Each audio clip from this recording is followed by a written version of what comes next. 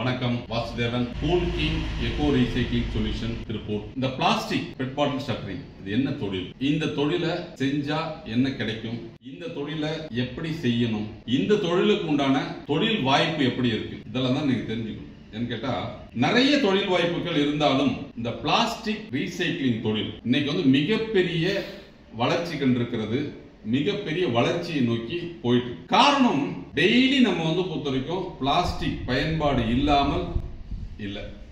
ஒவ்வொரு வீட்லயும் வாங்கி வரக்கூடிய பொருட்கள் பிளாஸ்டிக் கவர்லயோ அல்லது பிளாஸ்டிக் கண்டெய்னர்லயோ அப்படிங்கறதா வருது.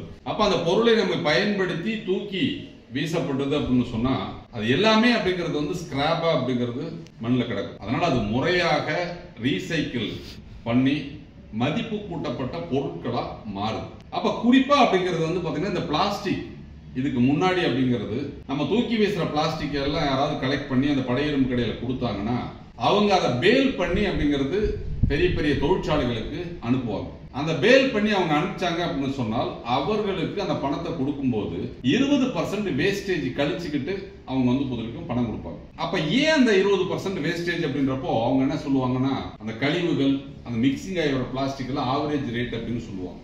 அதை நம்ம அவாய்ட் பண்றதுக்கு அதை ஒரு தொழிலாக மாத்தி நம்ம பகுதியில் கிடைக்கக்கூடிய அந்த பிளாஸ்டிக் பொருட்களை முறையாக தரம் பிரித்து அதை அந்த ஃபேக்டரிக்கு தேவையான துகள்களாக உடைச்சு கொடுத்தா எந்த விதமான அந்த தள்ளுபடி, அதாவது கழிவுக்கு அந்த 20% தள்ளுபடி இல்லாம மொத்த விலையா நம்ம பொதுவரைக்கும் வியாபாரம் செய்வதன் மூலம் நல்ல லாபத்தை அடையக்கூடிய ஒரு வாய்ப்பா இந்த தொழிலை கொண்டு போகணும். இன்னைக்கு ஒவ்வொரு தொழிலும் திருப்பூர்ல அப்படிங்கிறது நம்ம இந்த பிளாஸ்டிக் பெட் பாட்டில் ஷட்டரிங் தொழில் ஆரம்பிச்ச உடனே நிறைய பேர் அப்படிங்கிறது இந்த தொழில இறங்கி செய்யறதுனால இந்த பிளாஸ்டிக் தொழிலுக்கு தமிழ்நாட்டில் மிகப்பெரிய ஒரு வரவேற்பு இருக்கிறது. நிறைய நிறுவனங்கள் இந்த இயந்திரங்களை தயாரித்து விற்பனை செய்து கொண்டிருக்கிறார்கள். இதன் மூலம் தொழில் வாய்ப்பையும் அடைந்து கொண்டிருக்காங்க. அப்ப நீங்க இந்த தொழிலை செய்யணும் அப்படின்னா நீங்க செய்ய வேண்டிய விஷயம் என்னன்னா ஃபர்ஸ்ட் இந்த பிளாஸ்டிக்கை உடைப்பதற்கு தேவையான இயந்திரங்களை நீங்க வாங்கணும். அப்ப இந்த இயந்திரங்கள் பாத்தீங்கன்னா நிறைய நிறுவனங்கள் தயாரிச்சு வித்துட்டு இருந்தாலும் நமது நிறுவனம் 1 HP 2 HP 3 HP சிங்கிள் பேஸ்ல இயங்கக்கூடிய வகையில் இயந்திரங்களை தயாரிக்கிறது. 5 HP 10 HP 15 HP 20 HP 25 HP இது எல்லாமே அப்படிங்கிறது 3 பேஸ்ல இயங்கக்கூடிய வகையில் இயந்திரங்களை தயாரிக்கிறோம். அப்போ ஒருத்தருடைய முதலீடுக்கு தகுந்த மாதிரி நீங்கள் அந்த இயந்திரங்களை வாங்கி உங்கள் பகுதியில் பயன்படுத்தி தூக்கி வீசப்படும் அந்த பிளாஸ்டிக் பாட்டில் எல்லாம் கலெக்ட் பண்ணி தரம் பிரித்து உடைத்து துகளாக மாற்றி கொடுத்தால் நமது நிறுவனம் அதை திரும்ப பெற்றுக் கொள்கிறது. இப்ப நீங்க ஒரு பொருளை தயாரிச்சோம்னா இன்னைக்கு இருக்கக்கூடிய சேலஞ்ச் அதை நம்ம எங்க விற்கணும், விற்க முடியலன்னா என்ன பண்றது அப்படிங்கிற விஷயத்தை தான் எல்லாரும் யோசிப்பாங்க. அதனால அந்த நீங்க உடைச்ச அந்த துகள்களை அந்த பிளாஸ்டிக் துகள்களை நமது நிறுவனமே திரும்ப வாங்கி இன்றைய மதிப்பு அப்படின்னு எடுத்துட்டீங்க அப்படின்னு சொன்னா கிலோ 50 ரூபாய்க்கு இந்த பிளாஸ்டிக் பாட்டிலுடைய துகள்களை நமது நிறுவனம் வாங்குது. எந்தெந்த பிளாஸ்டிக்லாம் உடைக்கணும், எல்லா விதமான பிளாஸ்டிக் நீங்க உடைக்கலாம். அந்தந்த தரத்திற்கு தகுந்த மாதிரி அன்னைக்கு என்ன மார்க்கெட் விலை இருக்கிறதோ அந்த விலையில நமது நிறுவனம் அதை பெற்றுக்கொள்ளும். அப்போ இந்த பிளாஸ்டிக்கை நீங்க வாங்கி உடைச்சு துகளா மாத்தி கொடுத்தால் என்ன லாபம் கிடைக்கும் என்ற ஒரு தொழில் செய்யறாங்க அப்படின்னு சொன்னா எல்லாத்துக்கும் என்ன குறைந்தபட்ச லாபம் கிடைக்கும் அப்படிங்கறது தான் யோசிக்கும். இந்த தொழில்ல நீங்க செய்யக்கூடிய முதலீடு தகுந்த அளவுக்கு ப்ரொடக்ஷன் வரும்.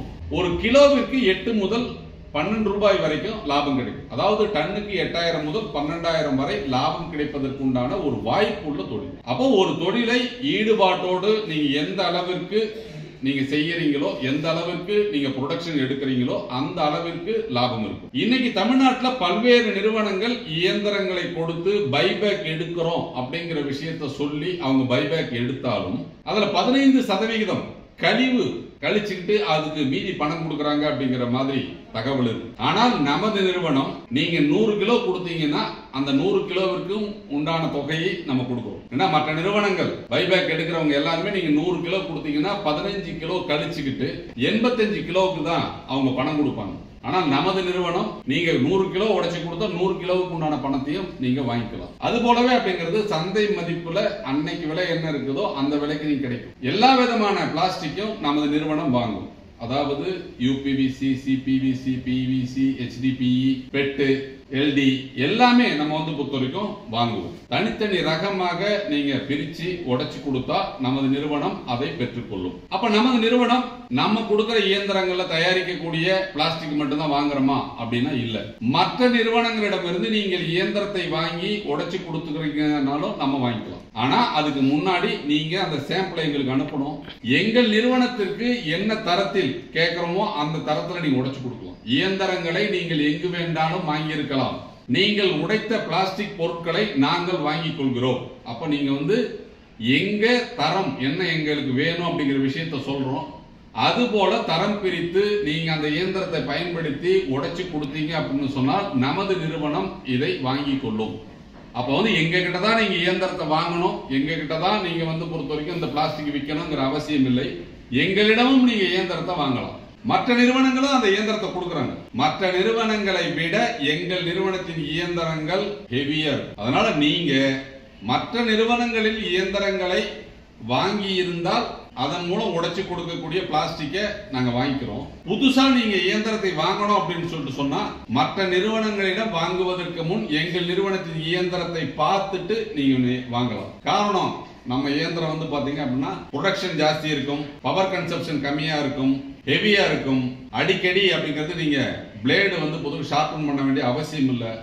மற்ற நிறுவனங்களின் இயந்திரங்களை வாங்கி நீங்க உடைக்கிறீங்க அப்படின்னு சொன்னா 10 டன்னுக்கு ஒரு தடவை நீங்க பிளேடை வந்து பொதுவரைக்கும் சாணம் பிடிக்கணும் அப்படின்னு சொன்னா நமது நிறுவனத்துக்கு நீங்க வாங்கினீங்கன்னா 25 டன்னுக்கு ஒரு தடவை நீங்க சண்டை பிடிச்சா போதும். மற்ற நிறுவன இயந்திரங்கள் ஒரு மணி நேரத்துக்கு 120 கிலோ உடைக்குது அப்படின்னு சொன்னா நமது இயந்திரம் வந்து 300 கிலோ வரைக்கும் உடைக்குது. இது வந்து அனுபவபூர்வமாக பார்த்த விஷயம், நடந்துகிட்டு இருக்கிற விஷயம். நாங்களும் அப்படிங்கிறது மற்ற நிறுவனம் இயந்திரத்தை வாங்கி விற்பனை செய்து கொண்டிருந்தோம். நடைமுறையில் அவர்களுடைய இயந்திரனுடைய செயல்பாடுகள் சரியில்லாத காரணத்தினால் தரம் உயர்த்தப்பட்ட ஹெவியான இயந்திரங்களை தயாரித்து இப்ப விற்பனை செய்யறோம். ஏன்னு கேட்டா இந்த ஸ்கிராப் பிசினஸ் இருக்கக்கூடிய விஷயம் என்னன்னா மிஷினோட ப்ரொடக்டிவிட்டி நல்லா இருந்தா மட்டும்தான் உங்களுக்கு லாபம் வந்து அதிகமா கிடைக்கும். அதனால ஏதோ ஒரு மிஷினை வாங்கணும், அதன் மூலம் நம்ம வந்து இந்த தொழில் செஞ்செல்லாம் நம்பி நீங்க இயந்திரத்தை வாங்கினீங்க அப்படின்னு சொன்னால் ஆரம்பத்தில் அந்த ப்ரொடக்ஷன் வந்து பாத்தீங்கன்னா 100 கிலோ வருதுன்னா 2 நாள் 3 நாள்லயே அது 50 கிலோ 60 கிலோ ஆயிரும். பிளேடு கொஞ்சம் மழுங்குச்சு அப்படின்னு சொல்லிட்டு சொன்னால் உங்களுக்கு ப்ரொடக்ஷன் கம்மியா இருக்கும். இதற்கு காரணம் என்ன அப்படின்னு கேட்டா மற்ற நிறுவனங்கள் அப்படிங்கிறது மிஷினை ஹெவியா தயாரிக்கல. நானும் அவர்களிடம் இருந்து இயந்திரங்களை வாங்கி விற்பனை செய்தேன். அதன் மூலம் அப்படிங்கிறது வாடிக்கையாளர்களுக்கு ப்ரொடக்ஷன் கரெக்டா வரல.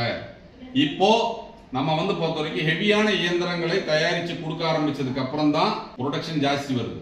அப்போ நீங்க ஒரு மணி நேரத்திற்கு 125 கிலோ உடைக்க வேண்டிய இயந்திரம் வெறும் 50 கிலோ உடைக்குது. 125 கிலோ அவங்க 15 HP மிஷின் வந்து அவங்களுக்கு 125 கிலோ தான் உடைக்குது. ஆனா நமது 15 HP மிஷின் அப்படிங்கிறது 250 இருந்து 300 கிலோ பர் அவர் வந்து உடைக்குது. அப்ப அப்படியே டபுள் த ப்ரொடக்ஷன். அந்த அளவிற்கு அப்படிங்கிறது தரம் உயர்த்தப்பட்ட இயந்திரங்களை தயாரித்து விற்பனை செய்வதால் நீங்க நம்ம கிட்ட இயந்திரத்தை வாங்கி நீங்க ப்ரொடக்ஷன் எடுத்தால் உங்களுக்கு ப்ரொடக்ஷன் ஜாஸ்தி வரும். வெளியில நீங்க இயந்திரத்தை வாங்கிட்டீங்க, வேற வழி இல்லை, அவங்க பைபேக் எடுக்கல அப்படின்னு சொன்னாலும் நீங்கள் கவலைப்பட வேண்டியதில்லை.